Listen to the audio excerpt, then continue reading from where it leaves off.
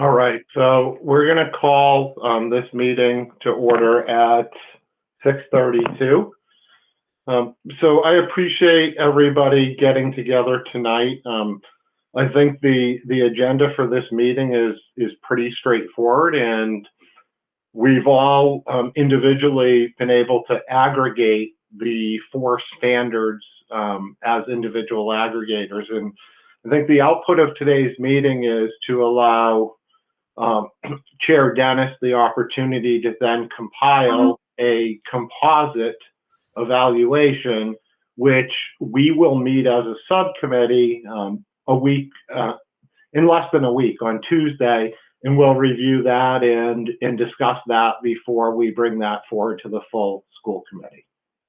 Does that make sense for everybody tonight? Yep. Can I just make a note? At the moment, I have a schedule conflict on Tuesday evening, but I can see what I can do about resolving it. Okay. If you could let me know if that's going to be a conflict, and perhaps, I know our time frame is a little condensed before the full school committee, but if we do need to look at other times, we can possibly do that, and I can have Randy do that if that's needed. Yeah, I think it's I think I have another subcommittee meeting at 7 that night, and I believe I'm tapped to help Asima chair because of scheduling. So, but we can talk about it after the meeting too. I think that there's probably a workaround. Okay, perfect. All right, so is it easiest for everybody on the subcommittee for me to share the screen? Or I know that we all received the compiled evaluations from the aggregators. I saw you shake your head, Mike. Is it best if I share my screen? I'm talking to a muted button. Yeah, that makes sense to me. All right. So please bear with me. I'm a Zoom guy, so I don't necessarily leverage this all the time. So I just want to make sure you all can see my screen. Can you see the standard one? Yes or no? Yes. Okay, good. Are All you right. able to see us when you're presenting? Sorry, Matt. I have dual monitors, but I really want to focus on the visual as opposed to the people right now. So I just wanted to make sure you could see the. I think she was asking because we were shaking our heads instead of verbalizing. Awesome. Appreciate that. All right. So Linda, do you want to take it away for, I believe you had standard 1. Yes. So do you usually just go through the ratings and then talk about it? Is that? Yeah, I Okay. think that works, right? You were the one who aggregated it, and I can scroll down. Just give me the cue on it, and happy to do that. Okay. All right. So for standard 1, instructional leadership, the education leader promotes the learning and growth of all students and the success of all staff by cultivating a shared vision that makes powerful teaching and learning the central focus of schooling. So the superintendent scored proficient 9, needs improvement 9, unsatisfactory 1, and blank 1. For curriculum, he scored exemplary 2, proficient 9, needs improvement 9, and unsatisfactory 1, and blank 1. And for instruction, he scored proficient 7, needs improvement 10, unsatisfactory 2, and blank 1. So what I noticed across the board, there was a lot of mention of a lack of evidence to support these indicators. A number of members had suggestions of what could be included in the future. And so this time I've put those in. I don't think we always do in the past, but I think having that direct suggestions might be useful. So including things like the agendas of meetings, summaries of feedback, summaries of curriculum for future evaluation narratives. And along with the comment about the lack of evidence provided was about how nobody had led a school through a pandemic like this before. And so that should be noted. Most members commended the superintendent on resource acquisition, so the Chromebooks, other technology, the technology that the educators needed to use in the classroom, the software programs, the technology support like the help desk, the training, and eventually the tech integration specialists as well. And the provision of professional development and the time for planning. The school reopening plan was something that was highlighted by several members that was written in August and we approved. And where it then sort of took a turn is the delay in creating these plans and creating the instructional guidance to teachers. And again, this is another lack of evidence portion where the mention of extended school year and the ABA return to school was noted in numbers, but not in feedback. And and then also referenced a number of times was the low confidence of the community in the district's ability to communicate, plan, and implement a plan, and mention of the no confidence votes that the teachers took in the fall. Also mentioned were the requests of information made by members of the committee that were either late or unfulfilled, and lack of detail in a number of the plans. Let's see. So then the superintendent was called to assess how resources and programs impact student learning. That was another part where it wasn't necessarily lack of evidence, but lack of assessment. So that was the pivot, the other main thoroughfare of the evaluations comments. Members noted about the measures that were to be monitored were not clearly defined. And remote-only students seem to be at a lower priority once hybrid began. There was a question on if the instructional guidance was at a building level versus the district level. And while some members commended the superintendent on bringing the special education students back in the buildings earlier, it seems like not all of the highest needs, or not it seems, it's a fact, not all the highest needs students were afforded that chance. And there was the noted problems with the rollout of extended school year where it was last minute, remained remote instead of in person.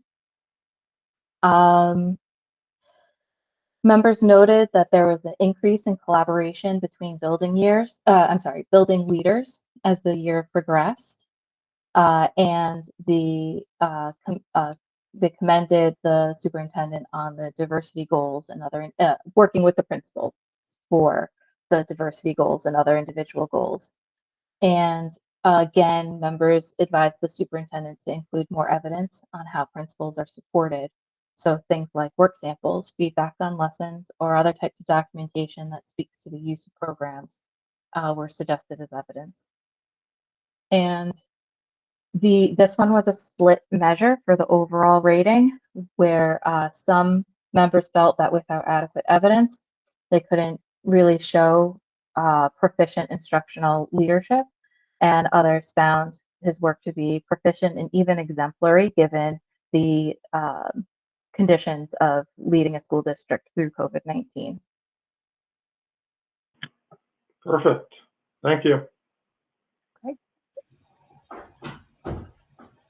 I guess so can we, are we going to go through and discuss each one and then move on to the next, or how are you thinking of doing that? Yeah, that's probably the best way to do that, Mike. I think that overall we'll probably have a discussion after the 4 standards, but yeah, we can open it up to the floor here for discussion on this. Okay. So, if I may, I thought the narrative did a pretty good job of reflecting, the various sentiments across the 20 different evaluations that were sent in. I think that looks pretty good. The only thing I had a question on were the ratings for the 1A standard. 2 plus 9 plus 9 plus 1 plus 1 equals 22, and I think we only got 20 submissions. So I think that one, when I went back and tallied it, I think I had 2881. Does that make sense? It does. What I'm talking about? Yep. What did I do here? Let's see. Oh, I doubled. Yeah, I just think the 2 9s should probably be 8s, and then I think they're good. Yep. Okay. Yeah. Yep. I Right. copied the wrong line from my tally. So let's just make a note of that in the minutes, but go ahead, Mike. And we'll make sure that gets updated. Yeah, no, I mean, I think it seems pretty reflective of the sentiment of the comments that we got. So looks good to me. Eric, Linda?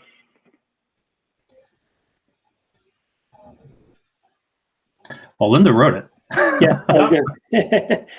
Yeah. I mean, Yeah, I'm not going to say anything. No, if there are any questions. Yeah. No additional comments from me there. Okay, so the only thing that I would add to this is I think that some of the standards do cross over. So there was, and you'll see it when we get to the standard that I aggregated, but there were some parallels in terms of the concern over extended school year and the lack of evidence. So you'll see that parallel later on, and I just want to call that out because I think it is reflective of how standards do interact sometimes. So if we're okay with that and nobody has any further comments, we can move on to the next standard. Just one comment, Matt, and I think it's just to give you a sense of where my head is at. And I see the same thing. I mean, I think that there are themes. What I try to do in my standard, and I think what others probably try to do too, is go through and at a raw level come out of the compile themes that were somewhat common, and then group them together to form a narrative. And what we see is we start to look at it, and if everyone has done the same kind of practice, there are going to be some repetitions across standards, and I think that's probably okay. Because the process here is that we're dividing and conquering. When I take this back and come back with a draft for our next go round, I may take some liberty to smooth through some language, not to take away from the intent of what's written, but just to make it flow so that when we're talking about something in standard 1 and then it comes up again in standard 2 and then it comes up again in standard 3, for example, we might add words like as mentioned before or something like that so that it starts to tie together. But yeah, there's definitely some crossover, and we're going to see that. Communication, I think, is a big theme that crosses probably almost all 4 standards. A good point, Mike, and I think that liberty is part of being the aggregator of all 4 standards, and that's the one thing that as we individually aggregated by standard, it was really focused on those individual standards. And we saw in the superintendent's narrative that with evidence, he did mention like this covers standard 1 or crosses over to standard 3. The other thing I'd point out though is we have the ratings here in front of us for the overall standard, and then you have the substandard. So what I also think we look at is where there might be variances within the substandards or areas for some more critical analysis versus more complementary, if that makes sense.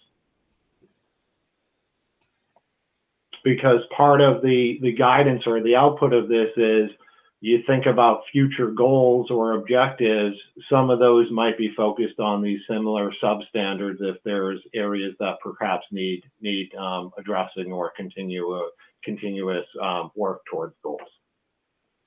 Yeah, I mean, I think the overall point of it is, we're kind of looking at individually, and when I come up with a draft, not only will I look at it individually, but I'm going to try to look at it holistically as well. That's right. That's right. Cool. So are we okay to move to standard 2? Everybody good with it? All right. Perfect. So I believe this is Eric. Eric, you are up. All right, I'll do my best here. First time through. Let's see, where are we? Okay, yeah. So you see the scores here on the overall standard: exemplary 1, proficient 6, needs improvement 12, unsatisfactory 1. in the management and operations area there, and then we have in the substandard there, environment, exemplary 2, proficient 6, needs improvement 10, unsatisfactory 2.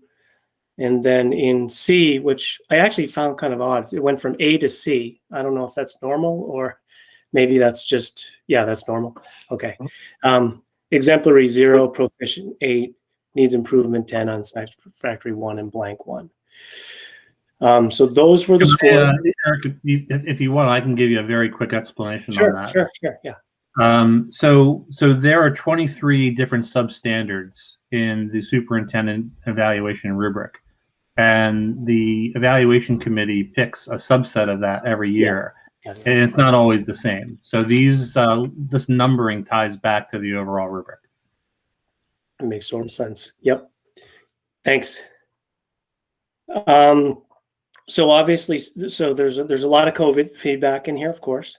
A lot of members explicitly stated their recognition of the challenges presented to the district because of the situation. And I think most would agree that's a year like no other. And so we have several comments related to that as part of these standards. There was a lot of feedback about the recognition around the work that was done with the facilities and the infrastructure, including the grants, technology, equipment, PPE, and definitely ventilation was mentioned multiple times. In fact, one called it out as something we should disseminate beyond our own committee as sort of a standard or something we should socialize outside the team to other districts, perhaps, that is quite impressive. So that was very positive. The attention to the health and the safety of the staff, the collaboration with the boards of health was mentioned. And of course, the vaccine clinic was mentioned multiple times as well. So obviously a lot of positive feedback around those things. There were concerns about and it's similar kind of to what Linda mentioned, where sort of this lack in slow developing planning for the different learning models, and the timeliness and communication around those to all stakeholders. So there was some concern about sort of the lateness of surveys and the lateness of communication to people involved, both teachers, the committee, and to the general public that was mentioned. Members brought up multiple times the reopening task force, and how it sort of faded away is in a lot of ways, and how many thought it should have been persistent and continuing through the fall and winter to perform activities that were expected and to proactively communicate outward based on their meetings. So that was mentioned several times, the task force. Also mentioned was the no confidence amended to concerns about the plan for the district's return to school plan. And the consultant was mentioned multiple times about having to get involved in maybe issues with that, but also the perceived lack of sort of output and updates based on that experience. So it sounded like there was an expectation that we would get more frequent updates based on that process, is what I read in the comments. Members appreciated some aspects of the operational planning and the technology systems, for sure. That was mentioned multiple times. Also was mentioned sort of this unclear establishment of monitoring the implementation of these things, whether it was new meetings or new technology, and the efficacy of those things. So I think that might have been mentioned 3 or 4 times throughout the comments. Similar to a previous comment, the proactive outreach and delayed or no response. Sorry for the typos, by the way. There are a few in here. No response to requests from people on the committee, and this appeared multiple times. Similar to what Linda had reported about the lack of attention to the remote only cohort, and I think people use the term afterthought related to that group. So that was mentioned 2 or 3 times. So this came up in a couple of instances of feedback where we felt like we were repurposing staff, I guess, that we already had, is the way I've described it, to do other things. One of them was the SEL director to carry out COVID-specific things and taking away from their responsibilities. And there were comments about discussions that have been had around hiring temporary staff to perform those things, which I guess did not happen. And so there was some concern about the use of other people to do those things and whether that was a good approach or not, taking away from their core responsibilities. So bullying and so people mentioned there's a policy and it was reviewed, but there's some inconsistency or inadequate representation of that policy and follow through around bullying and bias. So lack of consistency was mentioned, and whether we've got a good understanding of the effectiveness of that policy. And several people also mentioned that Dr. McCall's worked through to cultivate sort of this learning environment related to the social emotional competencies, and that the SEL director is a direct reflection of that. It's an important position, and it's appreciated by several people. So that's what I took away from what was presented in those comments. All right. Thanks, Eric. You bet. Linda, Mike? So I think it was a great job in pulling together a lot of what you observed across, again, the 20 some odd evaluations. One of the things that I'll look at when I come to the next draft of this is just style. I tend to be a bullet point person. But I think that this evaluation may, I may move away from that and kind of have it more of a narrative as other people have written. And so in doing that, there's also a lot there. And so, it may be that, need to take what we have there and boil that down into a little bit of a narrative. But I think it's gave us a lot to work with from my perspective. Thanks, Yeah, and honestly, I wasn't quite sure of the format of that. It's kind of how my mind works, but certainly if I participate again, I'll be happy to sort of put together. Yeah, no, it's the way it's the way my mind works also. But again, I think the point of this is to come up with a draft of the themes that we see here and try to boil that down a little bit. That's right. Yeah. Makes sense. Yeah, I would say you've got a baptism by fire by doing this, Eric. Yeah, right. Getting into this role. This is a big one to bite off. So I think that you've got a lot of the themes that I noticed. I didn't do a close read of the standard the way that you did, obviously. But I'm seeing the themes that I noticed. And I would really like to hear all of your thoughts too. Because I'm saying this out of my memory of what I had written. So maybe I'm overblowing it, right? By mentioning it.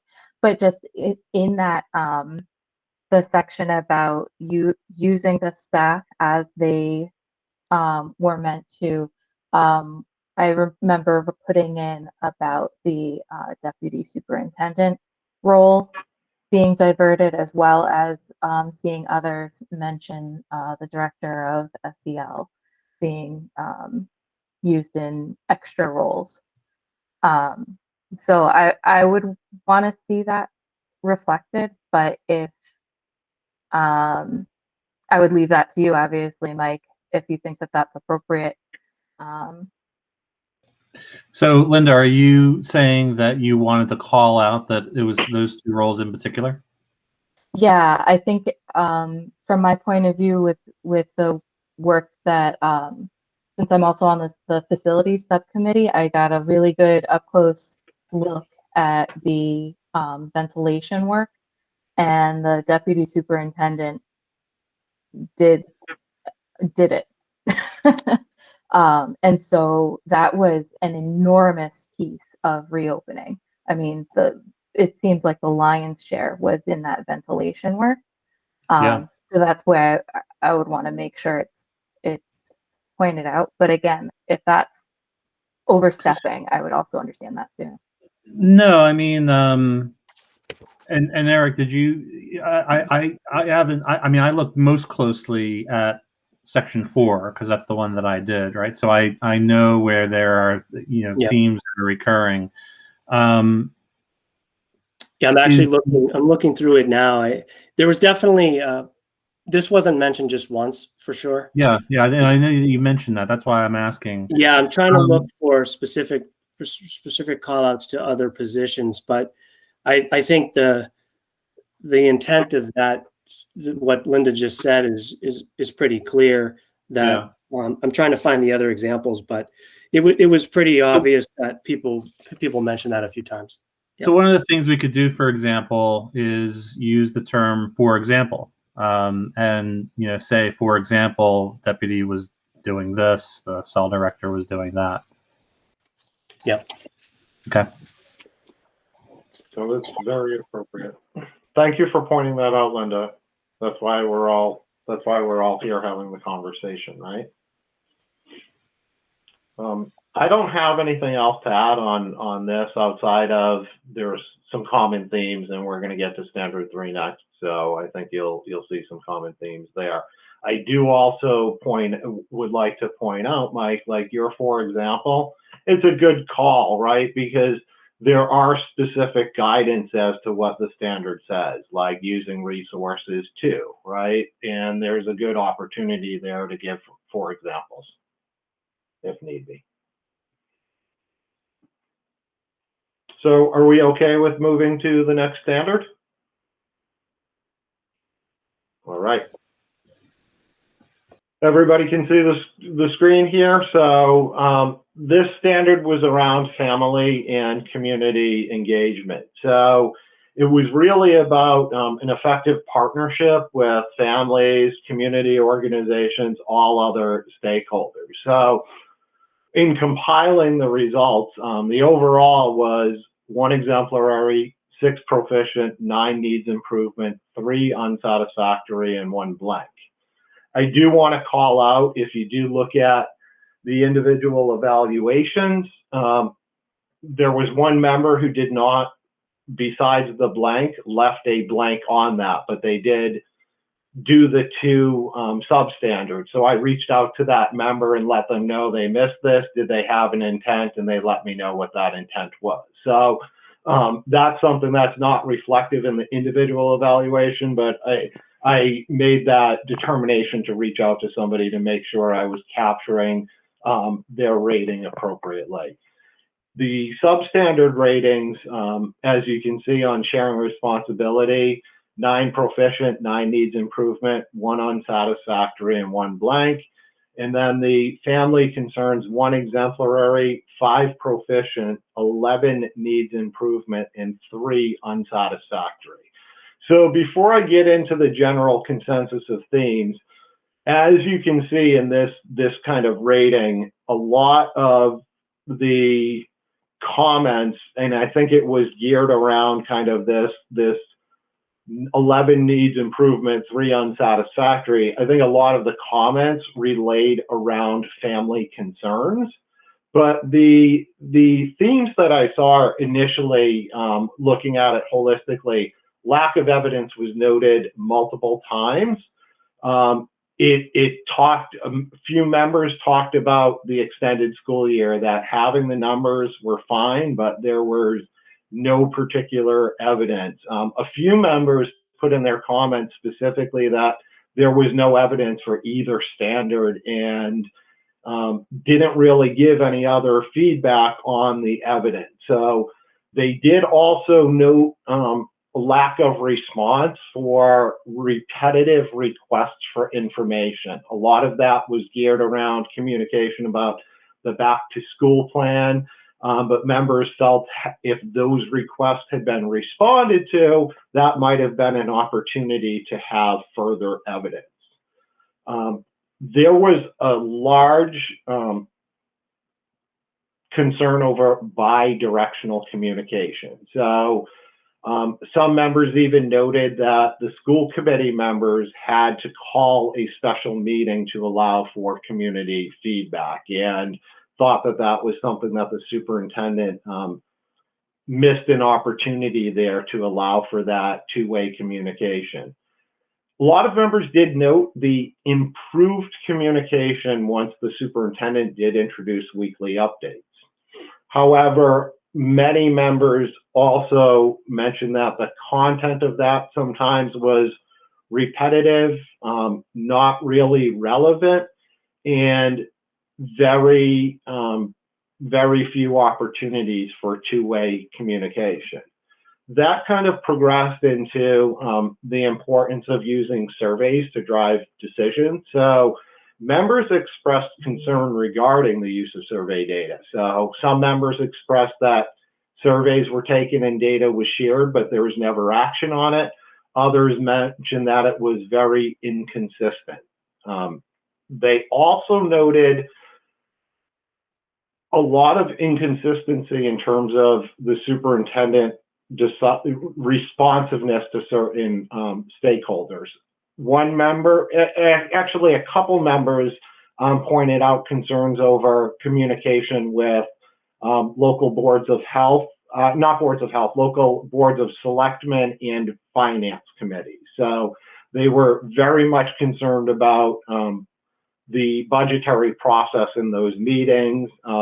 Some even expressed concern that the superintendent was disrespectful towards chairs of boards of selectmen in those meetings, and that created a challenge for the district.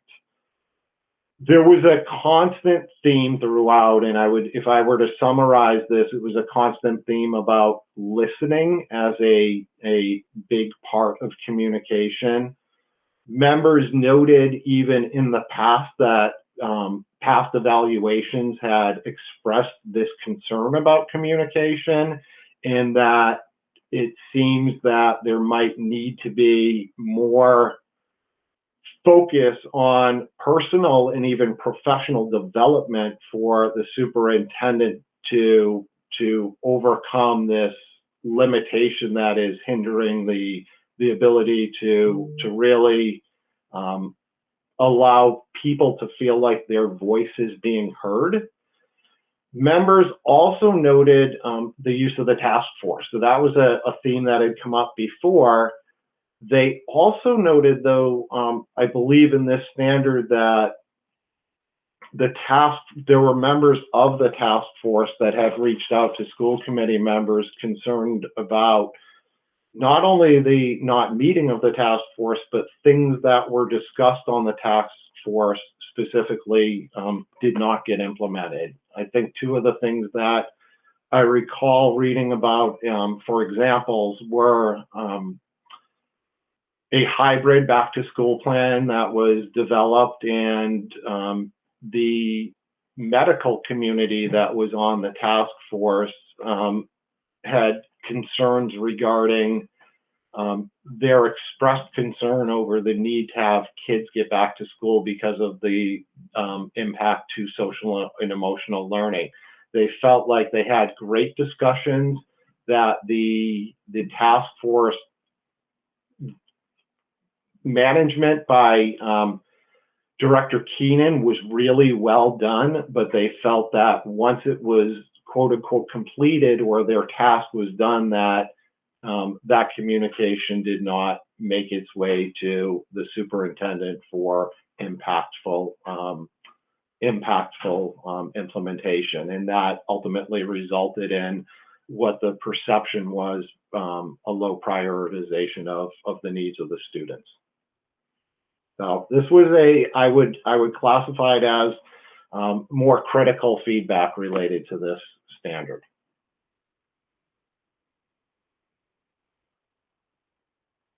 Can I ask a question? You can. So I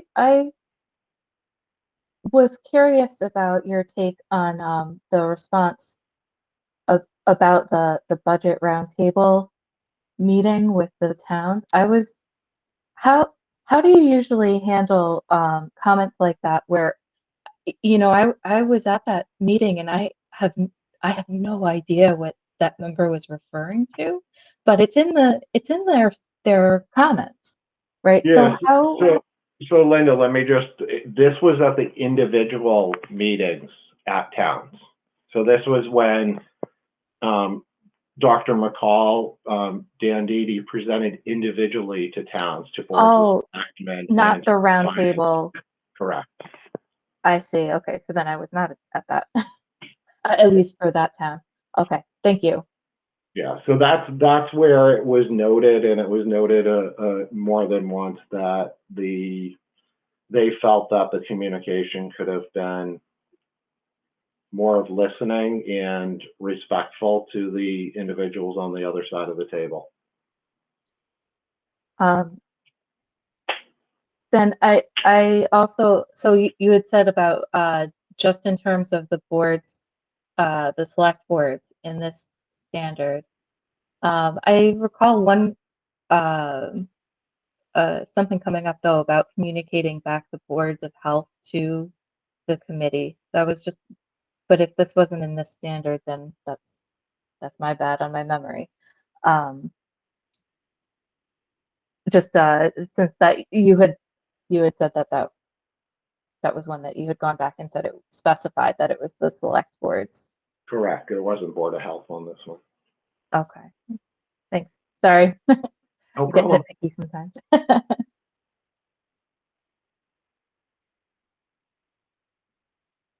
Mike, Eric?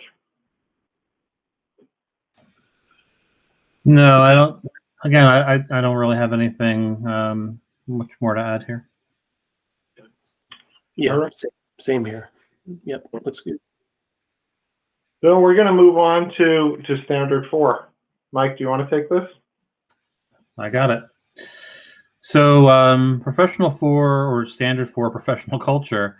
So this was the one standard that you know, probably by a razor's margin, you know, you have 10 people that are proficient or higher and 9 people that are needs improvement or lower. And you know, it was interesting because you know you go through and try to align some of the comments around that, and the comments that were written, you know, were really focused on, you know, overwhelmingly around communication, again, and also on standards-based assessment. So you know, you see in the substandards, communication was really kind of mixed. So you know, there was 4 exemplary. I think this was probably the one substandard that had the highest number of exemplary. 6 proficient, 8 needs improvement, 1 unsatisfactory, and then for continuous learning, 1 if exemplary, 10 proficient, 8 needs improvement, and no unsatisfactory. So you know, to go into the narrative, as I mentioned, many of the comments focused on communications. You know, similar to with the last standard, I think that, well, I guess the one thing to point out is that it was noted that there has been an improvement over the course of the year, and in particular in the second half. You know, some people referred to you know, the clarity that's developed in some of our more recent meetings by moving to more of a slideshow type of format in the presentation to the school committee. and that helping to drive, better conversation and provide clarity. But similar to the last standard, at some point we did start to see weekly newsletters. So people were encouraged by that. They started to become more consistent. The use of surveys, and then ultimately with town hall style meetings. But it took some work to get there, and it's pointed out, again, the whole unidirectional versus bilateral communication has been mentioned. So again, even with the newsletters, there are certain sections that are often repetitive, and so it waters down some of the things that might be new in it, just by copying and pasting one from 1 week to the next. The town halls, again, the way that they were done, at least the first half of the year, was not interactive at all. And so, people have indicated that there were some questions that were left unanswered in a satisfactory way. And then again with the surveys, it's very encouraging that we're reaching out to get information and feedback, but oftentimes the surveys were sent out without the sufficient detail to be able to make those types of decisions. And that resulted in deadlines being pushed out, and just general frustration in the community. Other remarks around communication, and again, I think we've heard this in some of the other standards as well, was that there were requests for information, there were emails from the community, from parents, that were often not addressed. There was one member that made a point of saying, we had a really hard time getting straight answers, but again, particularly in the beginning part of the year, and used the term, we had to beg for more communication. In terms of in terms of in other areas, there was some optimism around more of a focus on discussions around diversity through creating subcommittees, through book studies, and the discussion around potential training. Getting to some of the standards and assessments, many members pointed out not being able to, not seeing the evidence or not being able to connect the dots between this or any kind of professional development and student outcomes, and really want to have an understanding of, why is it that we're doing what we're doing? What do we expect to happen? And then what's going to happen? And then that kind of flows into the next part of this, which is, some members talked about, really understanding what the academic vision is. What does student excellence look like? What are the learning goals that are necessary to support them? And then how will they be assessed or measured? And really that this is mission critical to the district, and needs to have the appropriate level of focus, development, and clarity up and down the organization to know what we're doing. And that's been something that is continuing to lack. So finally, again, I think that some members pointed out that the overall demeanor is professional, calm, certainly capable of communicating clearly, but that we ought to, and the superintendent ought to, not only ask for help in instances where it's needed, but seek to fill complementary skills. So either, in some of these important areas, like setting strategic educational vision, either bringing in some help and some skills to be able to do that, or if it's simply that we haven't had the time or energy because other things are getting in the way, then bringing in some help to take those distractions away. So that was my summation of what I read. Thanks, Mike. Linda, Eric?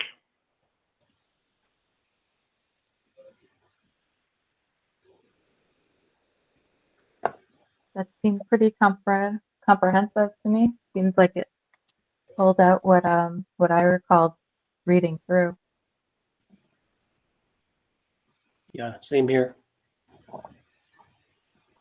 Likewise. So I appreciate, Mike, you putting the time in, everybody else putting that time in.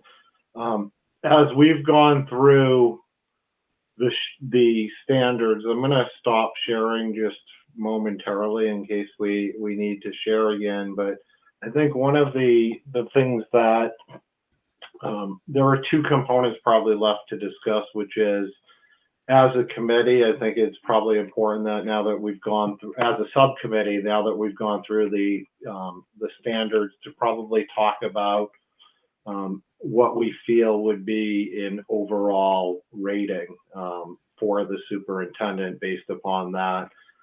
The other piece that I think we should talk about, and Chair Dennis, if you're okay with that, is doing the aggregation of the individual goals and other components of the evaluation. But when we think about the role of this subcommittee from an aggregation perspective, it's really focused around the standards and the overall rating, because that is what guides kind of the narrative and what goes into public record, and that can help the chair, Chair Dennis, help as he compiles that aggregate composite evaluation.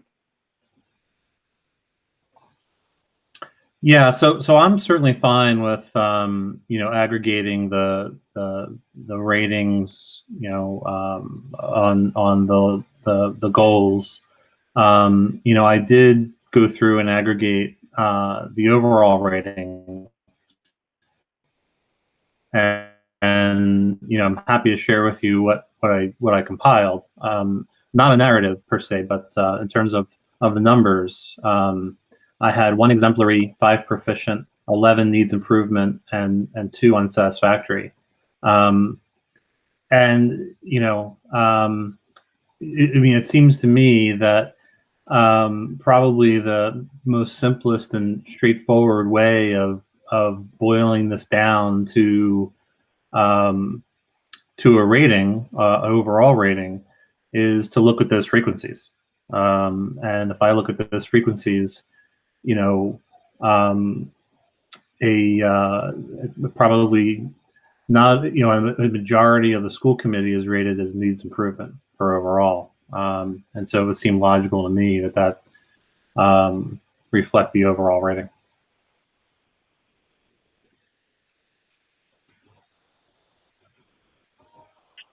I would say that that's the analysis that I would derive as a result as well. And I think the question is do we want to also discuss about the individual standard ratings? Should we agree as it should be needs improvement as overall, and that way it will give you further guidance on that? Because I think some of the standards might be closer to that proficient, or at least one of them that you called out could be closer to proficient versus, or it's right down the middle. So I don't know how you all want to handle that, but let's talk about the overall standard first, and if there's any other concerns or if anybody thinks it should be something else. But that was my analysis of not only the comments, but the data and the rubric and how it aligned.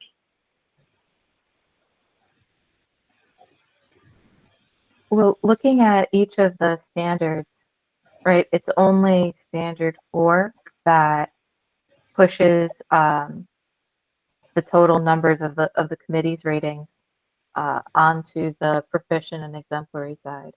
The other 3 standards have needs improvement and unsatisfactory as the majority chosen, correct? It's just standard 4. That is correct. That's the way I would look at it. Yeah. And then the overall also lines up with that kind of division, when individuals rated overall. Yeah. Correct. I guess my question, since this is the first time I've been on this subcommittee, is what would be a reason to look to push it in a different direction? What would be something compelling? What would be something to look for? Just to kind of, I look at it as sort of being sure of what we're seeing. What would be the test on the other side to push us and say, maybe we're not so sure? Is there anything? So this would be my just perception of it, is that, you know, we had the meeting with Glenn, and there are a number of factors that go into making a professional determination, right? And one of the things he suggested was look at evidence, look at comments, narratives, information that people wrote. And from my experience, I think we got a tremendous amount of information that people wrote. They didn't just check off boxes and submit that. So I didn't see anything that would say, hey, we've gotten 16 evaluations, but only 4 had information in it. So I think that's one thing that could potentially push it one way, if you had just a subsection that had information and someone put together a really compelling argument. I also think that if you had a lot on one of the extremes, that might push it further. But I look at a 4-point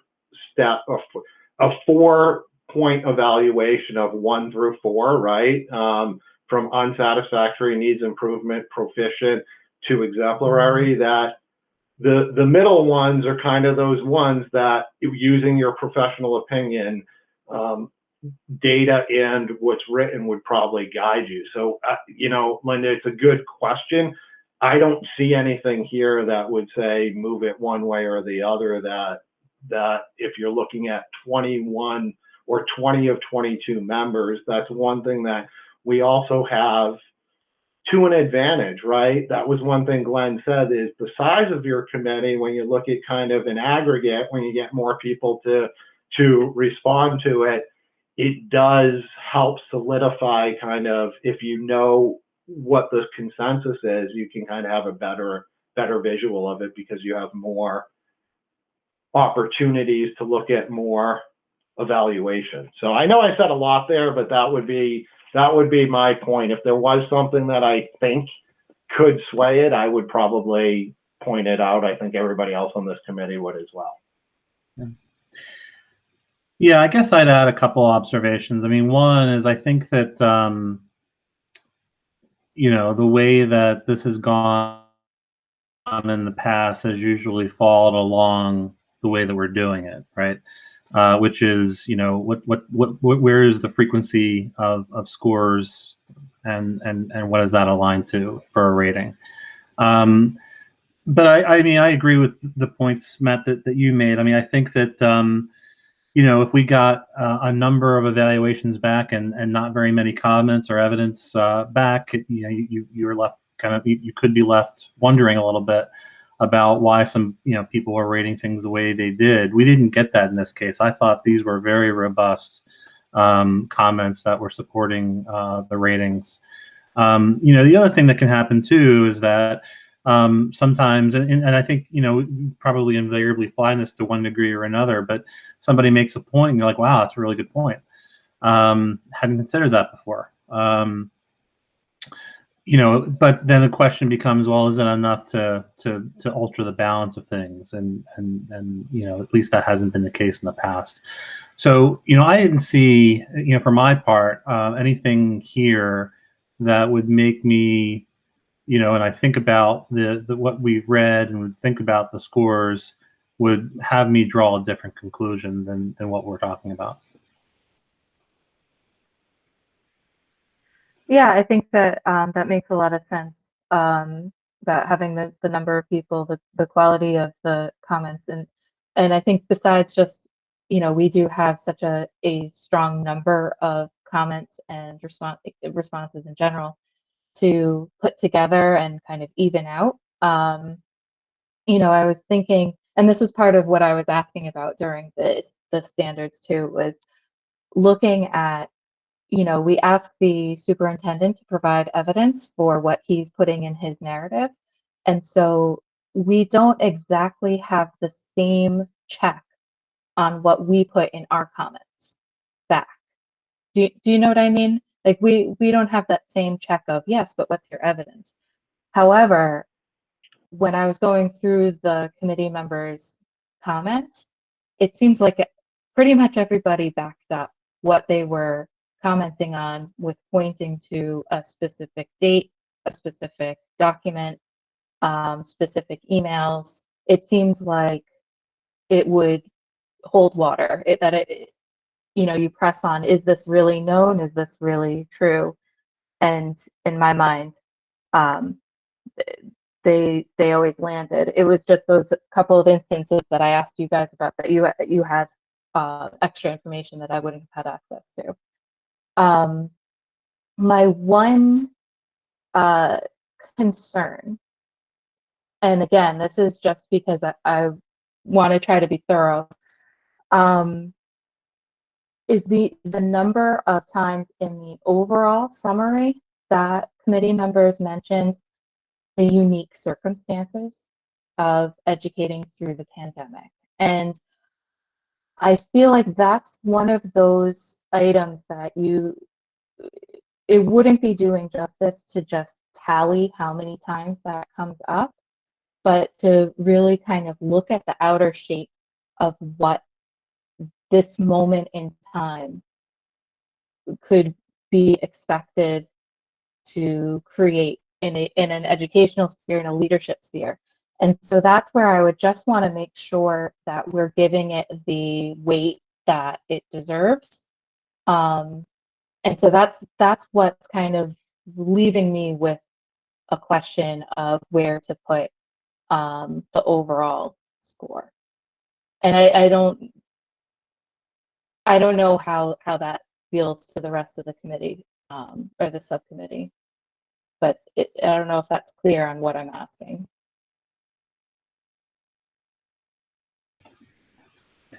I'm not completely sure, but I think if I understand you, if I'm understanding you correctly, are we appropriately identifying the degree of difficulty that this year is presented, right? And I think that it's evident that many people did, because they said as much in their narratives.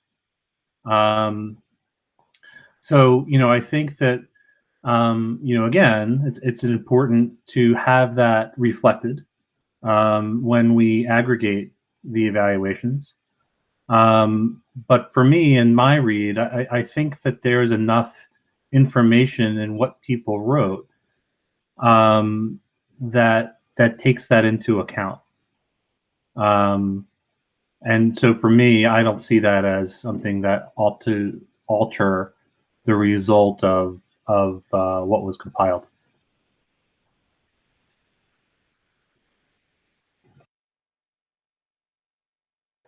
Just from my point of view, to Linda's original conversation about substantiating the ratings, I guess, and the evidence. To me, not knowing much about the historical relevance of everything, it was sort of a narrative of the last year, pretty specifically, even in the one standard that I read. So I was really appreciative of that level of feedback. It really was informative and confirming in a lot of ways. I think people definitely pointed out that these are unique circumstances. But in this was sort of my interpretation of the way I read the feedback in my section. Was there was, we had a fair amount of proficient, I guess. It leaned towards the needs improvement category for sure. But, I was trying to look at it like, okay, so there's, let's make sure we're really being objective here in the evaluation of this. And it felt like there was a substantiation of things that went well, for sure, an explicit recognition of that. But there was always sort of like this but there were these other things that concerned us that were more than just the unique circumstances. They were around sort of themes that I think we heard in the other areas too, around maybe proactive planning and communication that sort of repeated itself, which seemed to linger, I guess, is the way I describe it through it. So that was just my interpretation of how it all settled out. There was definitely, people were definitely pointing out things that went well, in most cases actually, but also clear about things that they didn't love either as well. So I don't know if that helps, but it was an informative narrative for me.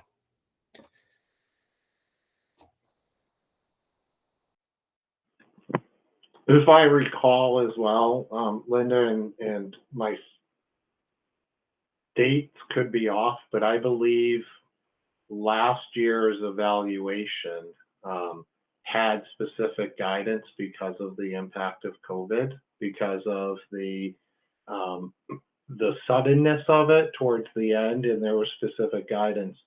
I don't believe that guidance was given this year because I believe the evaluation process assumed that goals would be geared around the education model or the situation that we faced.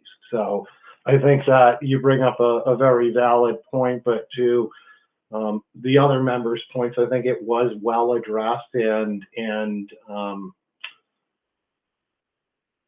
taking into consideration, I think the one, if I had to summarize the theme, it was probably a concern around the continuity and communication of the different things that happened. So whether that was a task force getting together and ceasing in the perception of the committee and ceasing to meet and not really following through with a plan, and then the hiring of a consultant and not getting the weekly updates that were voted on in a school committee meeting, in giving the superintendent specific guidance to execute a plan. So that's what I kind of got out of it, was there was this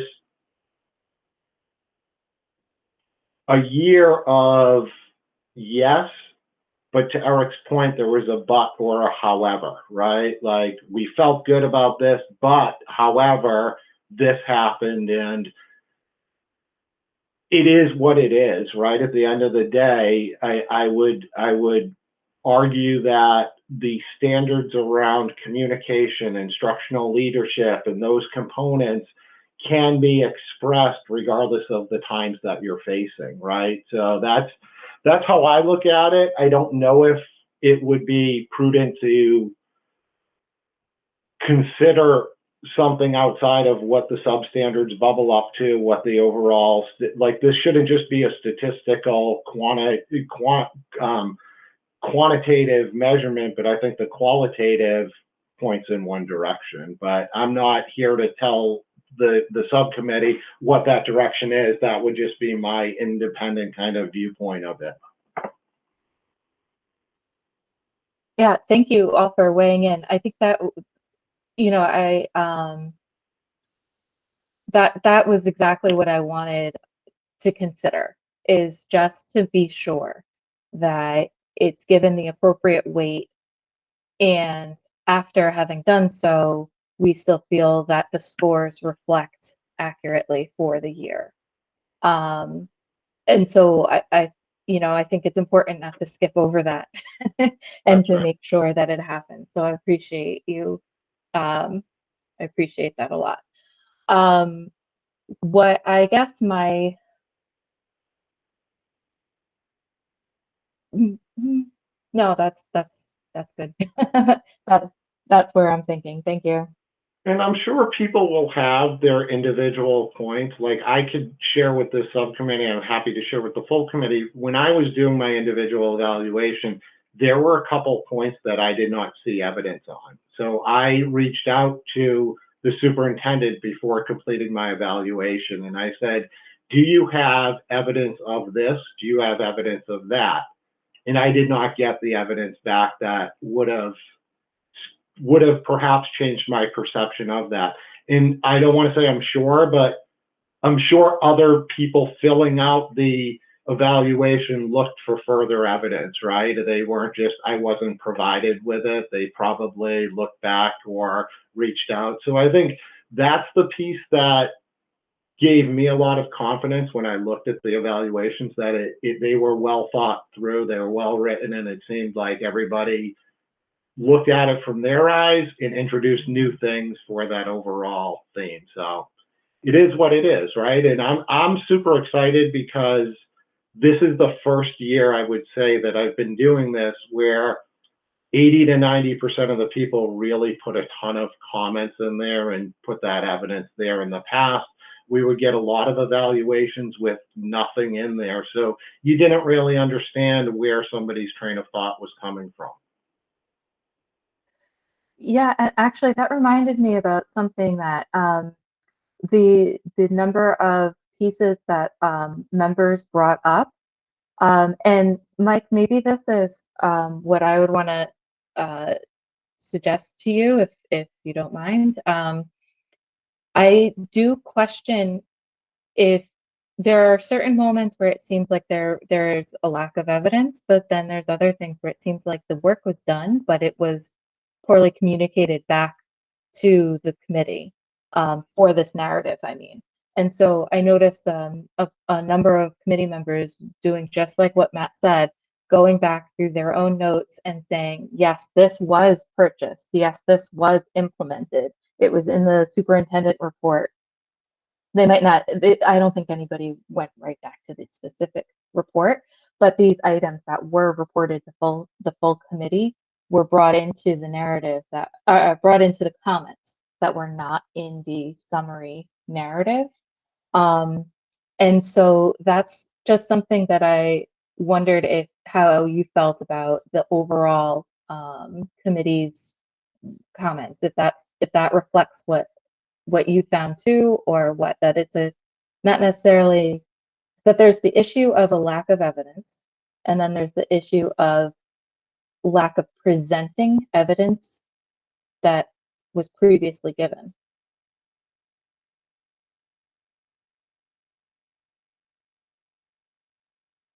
Oh,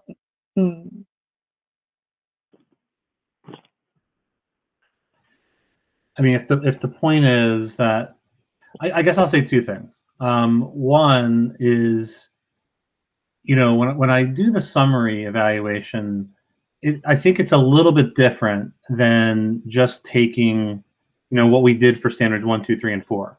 I think there's a lot of it that's that.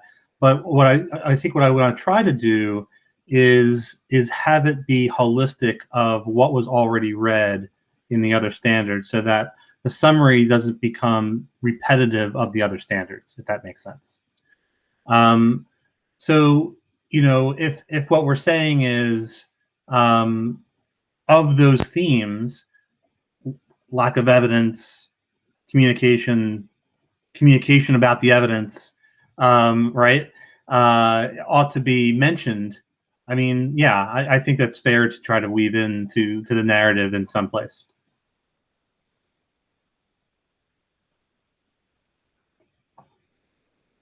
To answer your question? Yeah, it does. No, that's just trying to make sure that I'm accurately asking about the things that popped into my head while going through this work. That makes sense. Any further discussion on the aggregation? So I just want to, again, thank everybody for doing that in a timely manner, and we'll look forward to seeing what Mike puts together for Tuesday of next week, and we'll be able to then put our heads together and make sure that we have something that is representative of this for the full school committee. With that, we have a couple of other items on the agenda. One of them is discussion of the next steps and the scheduling of that meeting. That meeting has been scheduled. Linda, I know that you mentioned you might have a concern about that. So if you do, as I said, just bring that up to Randy.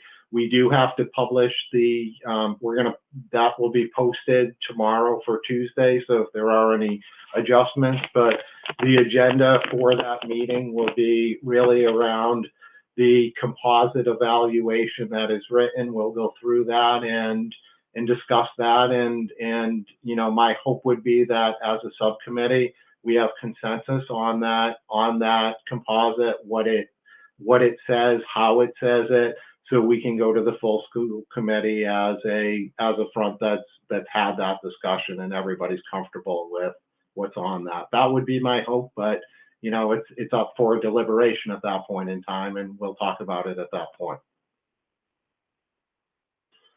So the next items are the approval of the minutes from March 22nd, and everybody should have those as attached with the meeting invite.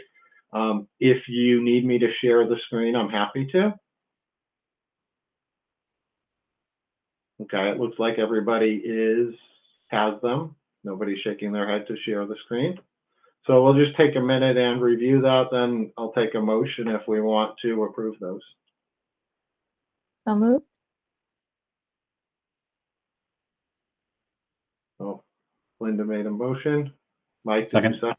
Mike, Yep. And Member Dennis seconded that.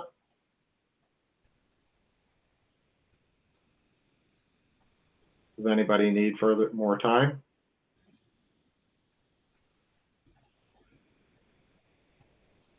All right, we'll go to a roll call vote, and I'll just go in the order that I see you on the screen. Member Knowlton? Knowlton, yes. Member Woodland? Woodland, yes. Member Dennis? Yes. And Lavoy, yes. Those minutes were approved unanimously. We'll now go to the minutes from our meeting on April 7th, 2021. So moved. Seconded. All right, so it was moved and seconded.